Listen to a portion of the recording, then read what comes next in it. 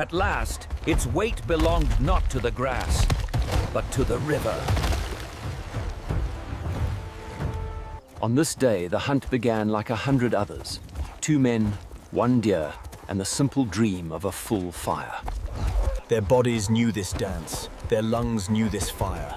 Nothing in their minds yet spoke of danger, only of distance. Even as they planned the turn, the plain was planning something else. The land was wide, the herds were many, but somewhere just beyond their eyes, another shadow was already moving.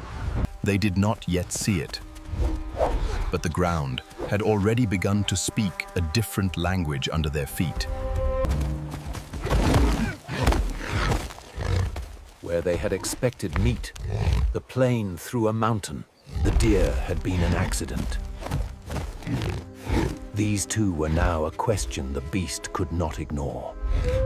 In the space between them, something shifted. The deer was forgotten, and the weight of the boar's hunger turned toward new prey. In a breath, the chase flipped. The hunters' backs were to their kill, and their faces were turned toward surviving the next heartbeat. In a heartbeat, the hunters understood. They were no longer chasing meat. They were what the plain had offered to the boar. Instinct chose the bigger shadow. The plain had marked Carr as the path of least doubt. Every step he took now was not toward a kill, but away from one. The first test was not teeth or tusk. It was whether their legs could keep drawing another line in the dust. Under the crushing sun, the question became simple. Who would break first, muscle shaped by the plain or muscle shaped by teeth? They could not outmuscle it, but they could choose where each footfall asked more from its weight than from theirs. Bit by bit, they fed its strength to the stones and kept their own for the miles still ahead. By the end of the first day, they had not escaped it, but they had stolen something from it that teeth alone could not take back: its certainty. When the light finally broke and ran, they borrowed stone and shadow for skin and prayed the night would hide their hearts. Without words, they told each other what mattered most. Do not move. Do not breathe too loud.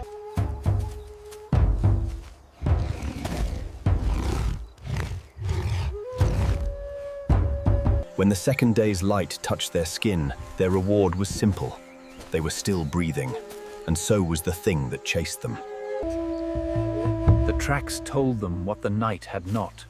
The beast still walked, still searched, but now... The second day did not free them from its shadow. But with every mile, the shadow grew longer and The second day stretched into a single long breath, and still the plain refused to choose which body would fall first. They did not run in a straight line anymore. They ran in curves and cuts, trying to pour its strength into every clumsy turn. Their gift was not claws or armor. It was knowing which ground could turn strength into stumbling. From the sky, it was just 3 shapes and a line of bent grass. From inside their ribs, it was an eternity made of footfalls. The chase no longer belonged to the morning. It belonged to whoever could keep standing when the light began to break.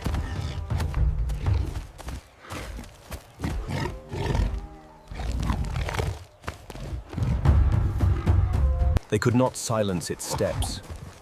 But as the second night approached, they could begin to choose where those steps would end. The second night did not mean safety.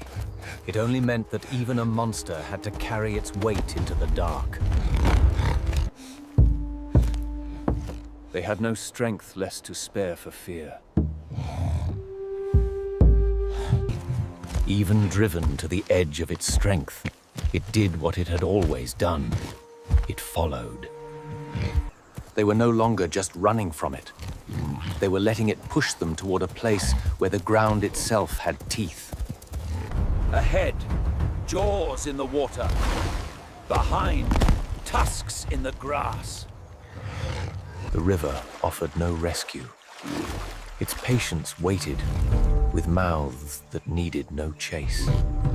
With the river at their feet and tusks at their backs, they had only one direction left, to run along the knife edge between two hungers.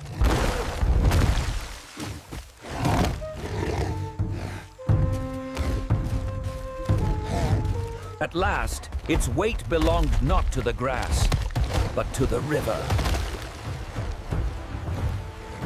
For the first time, its strength was not something it gave. It was something being torn out of it. The river had marked it. The plain would see what the mark meant. It crawled back to the bank alive, but it left a part of its strength behind in the water. For the first time since it had burst from the grass, its back was to them. The beast had given its blood to the river. The men saw the trail and understood the chase had not ended. They had not yet become hunters again. But the beast's blood on the grass meant the plain was finished with being on its side. The third day's sun found the line reversed. The monster in front, the men behind. They had learned its breath, its weight, its weakest step. The chase had become a lesson, and now came the answer. They no longer tried to escape its charge. They made it spend that charge on empty air. The first cut they gave it was small compared to what it had given them. But it was the first cut that belonged to their choice. It had chased them in a straight line. They answered by making its every step a question. Their arms carried less meat than its legs, but they had learned to give its own body more work than theirs. The plain now held different story. A tired giant and two smaller shapes that refused. Step by step, the distance between them shrank, not because they grew stronger, but because it had poured itself out onto the plain. They had run until their bodies shook. Now, with their arms barely able to lift wood and stone, they finally walked toward it. The plain had taken almost everything from it.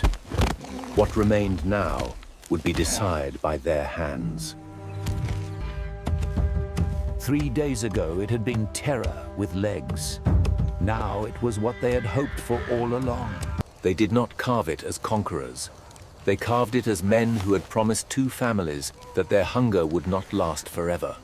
They left behind a circle of trampled grass and bones, and walked into the light with more than they had taken when they first ran out. With every step, the smell of smoke and voices came closer, and the memory of being prey slid further behind their heels.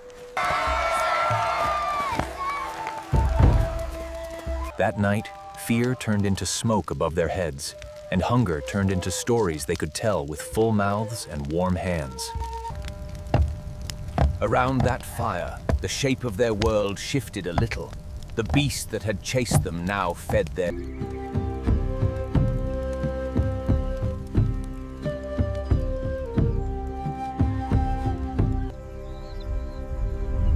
Long before names for courage or strategy, there was only this.